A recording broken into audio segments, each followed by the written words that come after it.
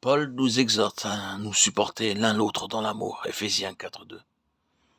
C'est-à-dire agir avec affection, tolérant à l'égard des uns et des autres. Personne ne peut se vanter d'être parfait. Nous avons tous nos propres fautes. Ainsi, nous devons oublier tout ce qui est désagréable chez les autres. Notre attitude envers eux doit être amour et patience, même s'ils nous importunent par des choses désagréables. Aucun mari, aucune femme ne devrait dire cela. Ils s'aiment l'un l'autre et vivent ensemble paisiblement, ne partageant pas toujours le même point de vue sur tout.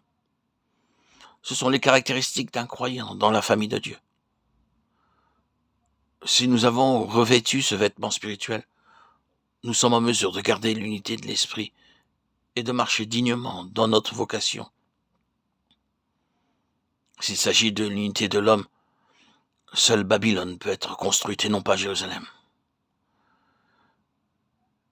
Paul déplace le centre d'intérêt de l'unité des croyants vers Christ qui s'est donné pour chaque croyant. Christ, la tête de l'Église, donne ses dons à l'Église pour amener le peuple de Dieu à la maturité. Cette maturité n'est pas accomplie au travers d'hommes qui conduisent, mais par les dons de Christ donnés à l'Église. La seconde erreur de la chrétienté de nos jours est l'homme qui pourvoit en conducteur pour la conduite du troupeau de Dieu. En commettant la première erreur, celle de faire l'unité, l'homme est conduit invariablement à commettre la seconde erreur. Lorsque Dieu a fait l'unité, il a pris la responsabilité de pourvoir à chaque chose pour cela. Christ, la tête de l'Église, est le seul qui puisse donner des dons à l'Église. Dons d'apôtres, de pasteurs, d'évangélistes et de docteurs. Pour bien expliquer cela, prenons l'exemple d'une personne qui veut devenir ingénieur. Il doit d'abord aller dans une école d'ingénieur, trouver une place et travailler dur pour obtenir un diplôme. Il devient ingénieur. Mais lorsqu'une personne veut être un prophète de Dieu, elle ne peut pas agir ainsi. Elle peut aller dans le meilleur des collèges bibliques et étudier pendant de nombreuses années, mais aucun collège biblique ne peut produire un prophète de Dieu. L'homme ne peut pas produire un conducteur spirituel. L'homme ne peut pas produire les dons de Christ. La plupart des gens qui sortent des collèges bibliques ne sont pas des bergers, mais des mercenaires.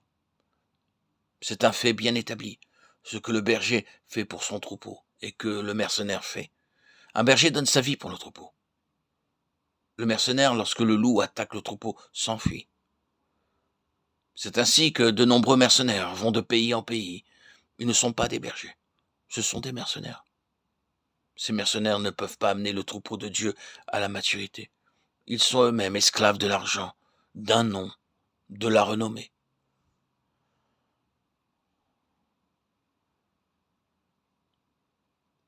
La maturité est introduite lorsque l'Église de Dieu est à genoux et crie à Dieu pour qu'il donne à son Église les dons. Dieu accordera ce qui est de lui.